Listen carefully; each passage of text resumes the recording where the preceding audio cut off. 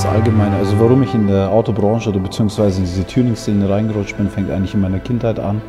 Ich bin in der Türkei bei meinem Onkel sehr aufgewachsen und auch bei meiner Oma. Und mein Onkel hat früher viel an alten Chevys geschraubt, weil in der Türkei waren Amis, ob es jetzt ein Pickup war oder was auch immer, das habe ich halt als Kind immer gesehen gehabt und das war für mich so eine Faszination pur. Boah, er tut da werkeln und machen und tun. Das hat mir halt einfach als Kind schon das gezeigt, einfach, boah, das ist es. Und dann haben wir jetzt, wie gesagt, ich bin in der Türkei aufgewachsen. Im Fernsehen haben wir halt dann immer die Rennen angeschaut. Unser Fernseher war so groß, so ein kleiner Kasten. Und das war so, wow, nach der Schule gleich, wow. Und selber dann wie mit Lenkrädern, wir haben jetzt Lenkräder gebaut, sind auf der Straße damit rumgelaufen. Und das war schon echt, da kommt eigentlich diese Krankheit her.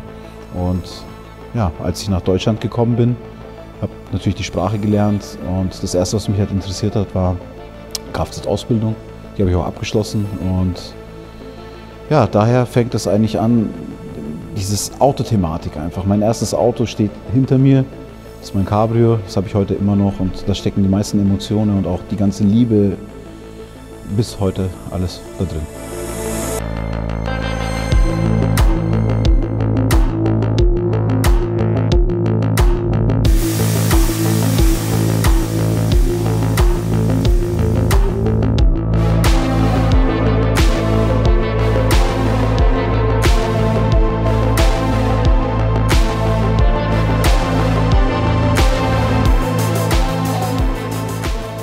Also zu meinem Cabrio ist eher eine Hassliebe. Also wenn ich in das Auto einsteige, dann fahre ich damit, dann fühlst du dich, ist das geil. Das Gefühl einfach, diese ganzen Emotionen, die kommen hoch. Du schaltest den ersten, zweiten, dritten, denkst du, boah cool. Vor allem, wenn das Wetter auch geil ist, machst du das Dach auf, dann fährst du damit. Und das ist schon, es gibt ein Gefühl, das kann man gar nicht beschreiben. Es ist unbeschreiblich. Und dann gibt es natürlich auch die Wenden. Wenn du fährst, ich habe zum Beispiel einen niegelnagelneuen Reifen auf die Felge gezogen und dann sind wir auf ein Treffen gefahren, der ist einfach kaputt gegangen. Den hat es einfach innen zerfetzt. Das war echt, rumgefahren, ja was ist denn jetzt los? Ja scheiße, wir schaffen es nicht mehr zum Treffen. Gott sei Dank habe ich sehr enge Freunde, die mir da ein bisschen aus der Scheiße geholfen haben. Ohne die wäre ich nicht zum Treffen gefahren. Und dann haben wir wieder Reifen organisiert, drauf gemacht, dann wieder ins Auto, scheiß auf den Reifen. Dann war es so, jawohl, wir schaffen es zum Treffen. Das war halt ultra schönes Gefühl. Und dann beim Treffen angekommen, dann bist du da und schaust dein Auto an. Also wie gesagt, ich könnte jedes Mal einen Klappstuhl aufstellen, mein Auto anschauen. Das gibt mir, ich fühle mich frei. Nach dem ganzen Alltagsstress oder was auch immer oder am Schrauben einfach. Du machst die Haube auf, du findest immer irgendeinen Fehler. Also in meinen Augen, klar, jeder sagt immer, es gibt ein perfektes Auto. In meinen Augen gibt es kein perfektes Auto. Jedes Auto hat irgendwo seine Macke, seine Delle, seine Dulle. Und mal, wenn ich ein perfektes Auto möchte, fahre ich zum Händler und hole mir eine niegelnagelneue Kiste. Aber selbst der hat schon Macken. Irgendwelche Krankheiten hat dieses Auto, was ich entdecken müsste.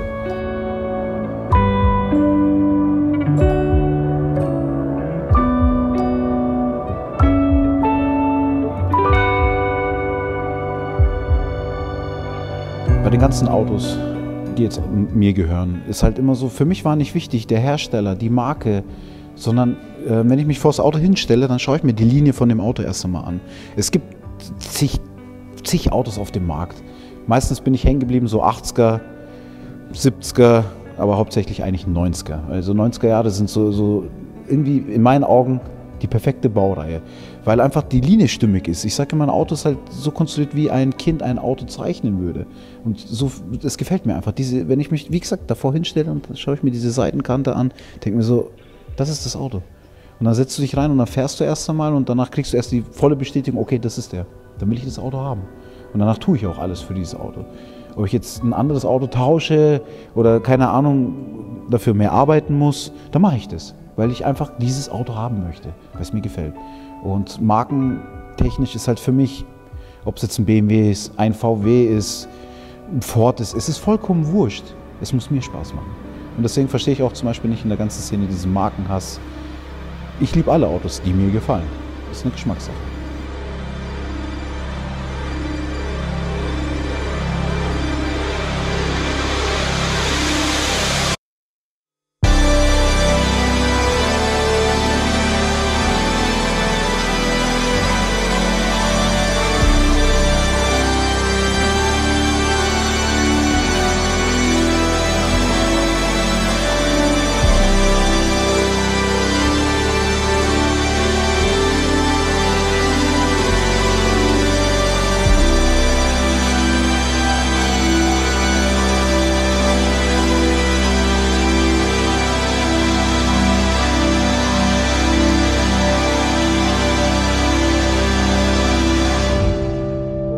Also mein Spruch war immer, dumm stirbt, man lässt sich schlau.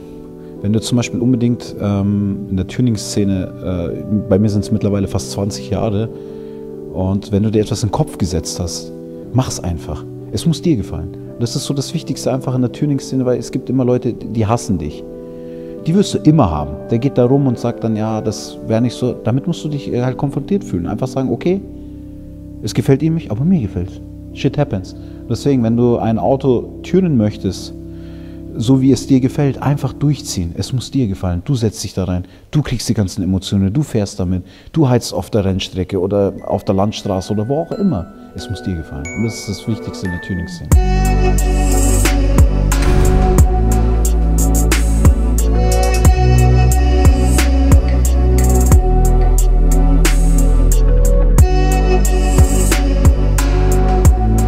Der Name Kebab Garage hat eigentlich ziemlich lustig angefangen. Ich habe selber, wie gesagt, ich arbeite im Dönerladen von meinem Vater. Den gibt es schon seit 1999. Und hinter dem Dönerladen ist eine kleine Garage. Da haben wir geschraubt. Da sind sehr viele Erinnerungen. Und dann kam diese Idee, warte mal, stopp. Du bist halt voll der Klischee-Türke. Du hast einen Dönerladen, fährst einen 3er BMW, schraubst hinten. Ja, das ist die Idee, dachte ich mir. Und danach, komm, wir nennen das Ganze Kebab Garage. Und so hat das alles halt angefangen. Und danach sind Leute zu Besuch gegangen. Dann ist es auf Social Media irgendwie ein bisschen hochgegangen. Leute schreiben mir. Ich versuche auch immer den ganzen Menschen zu antworten, weil ich sage immer, wenn dich jemand etwas fragt, dann solltest du auch ihm helfen oder beziehungsweise auch eine Antwort geben.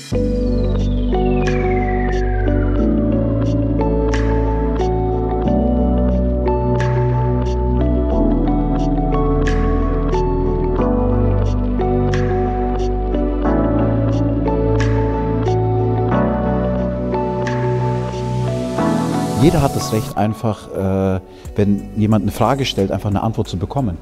Und deswegen gebe ich mir auch da viel Mühe, jetzt auch was die Community betrifft. Oder wenn Gäste zu mir zum Döneressen kommen, da gibt es dann immer einen kleinen Tratsch, boah, schau dir das Auto an. Oder es wird auch viel über Tuning gefragt. Ja, ich habe da was vor, kennst du da vielleicht einen TÜV-Beamten, mit dem ich vielleicht darüber sprechen kann, wenn ich das und das umbaue, können wir das so und so umsetzen? Oder kennst du Kontakte, wo wir das umbauen könnten? Und da versuche ich den Leuten, währenddessen ich das Döner schneide, einfach zu sagen, hey, fahr doch mal dahin, ich habe da einen Kontakt. Oder wenn du Autoteile brauchst, kenne ich auch einige Leute. Wenn es jetzt in der BMW-Schiene ist oder in der VW-Schiene, habe ich auch meine Kontaktleute. Und das ist halt so, was mir halt einfach Spaß macht. So ist halt Kebab Garage entstanden. Und in Zukunft möchte ich vielleicht noch einen Schritt weiter gehen. Ich habe ja den VW Caddy, den werde ich vielleicht als Catering-Fahrzeug umbauen. Da ist noch ein bisschen... Mal schauen, wie das Ganze kommt. Aber es wäre schon cool, so auf Autotreffen einfach das Auto hinzustellen und vielleicht einfach Döner zu verkaufen. Das wäre bestimmt mega lustig. Macht keiner. Und das ist so, was mir so diesen Reiz einfach gibt. Vielleicht kann ich auf Autotreffen wieder weitere Informationen von mir geben. Und das ist halt das, was mir halt sehr am Herzen liegt, weil einfach vieles in der Tuning-Szene, was altes Tuning betrifft, Vergasertechnik oder was auch immer, das stirbt langsam aus.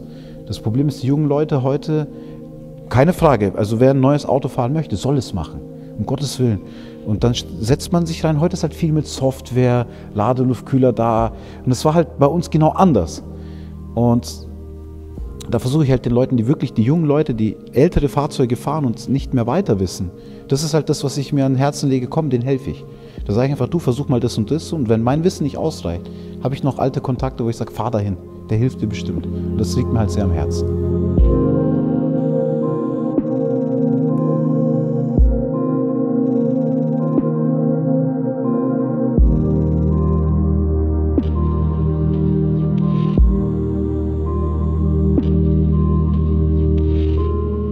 So, mein erstes Auto, das war ein BMW E30 Cabrio. Das war serienmäßig mal ein 325. Jetzt hat er einen umgebauten 2.8er Motor drin, weil die Diskussion und Streitigkeit hat schon früher angefangen. M20 ist eigentlich ein super geiler Motor, aber ich bin nicht von diesem Motor überzeugt.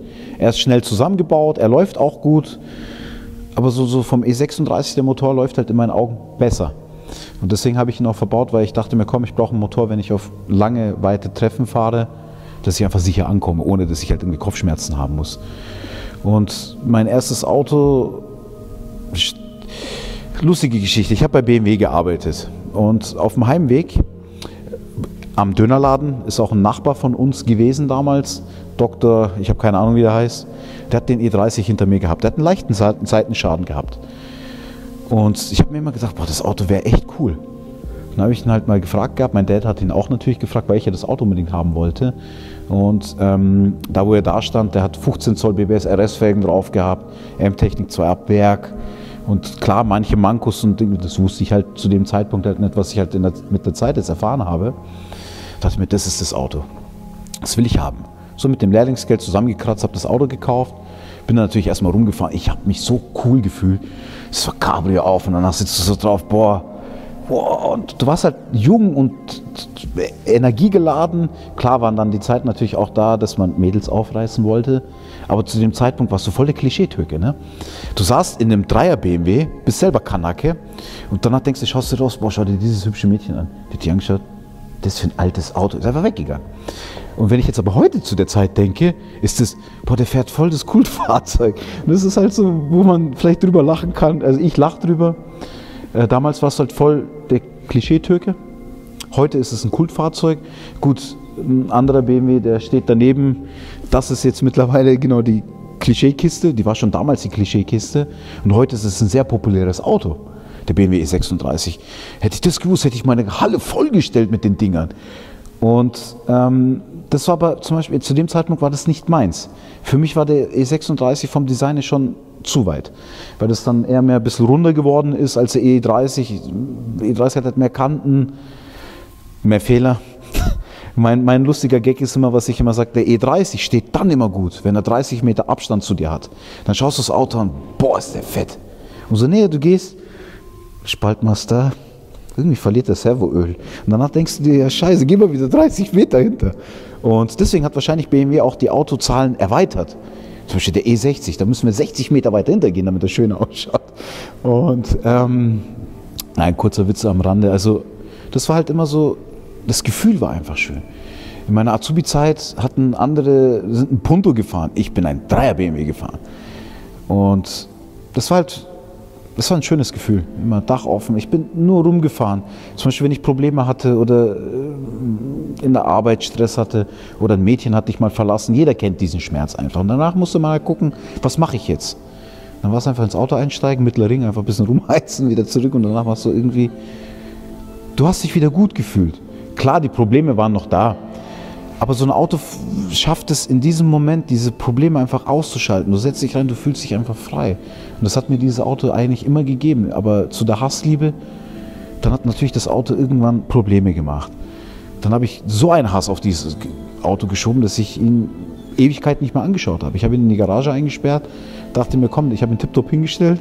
Dann nach Jahren, komm, ich baue jetzt mein E30 wieder auf. Komm, ich liebe dieses Auto einfach.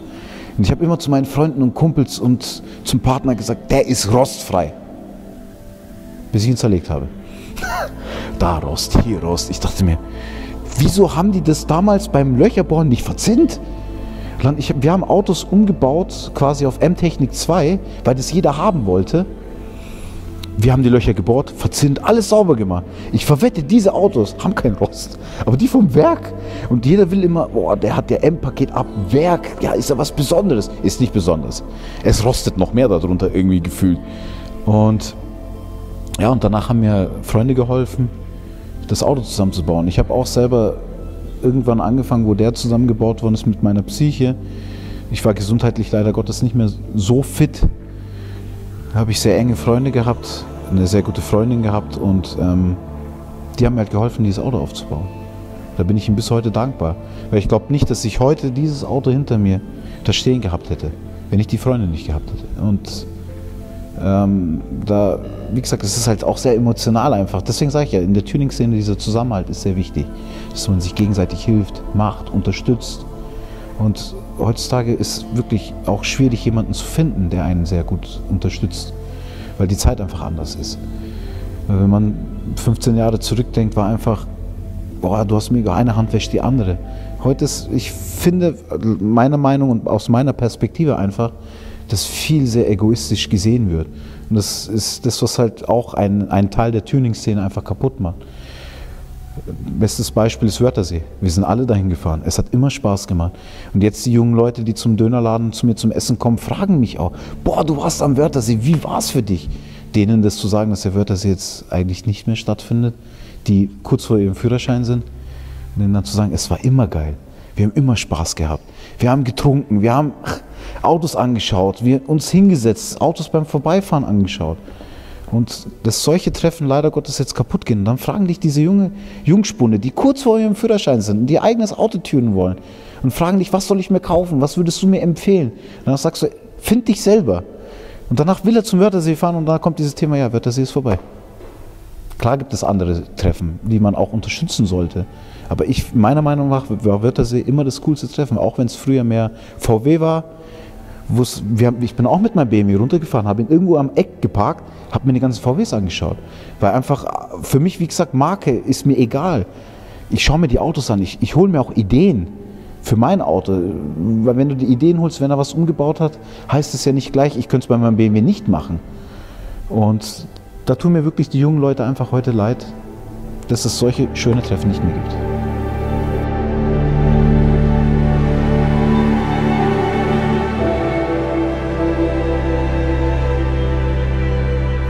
Danke fürs Zuschauen.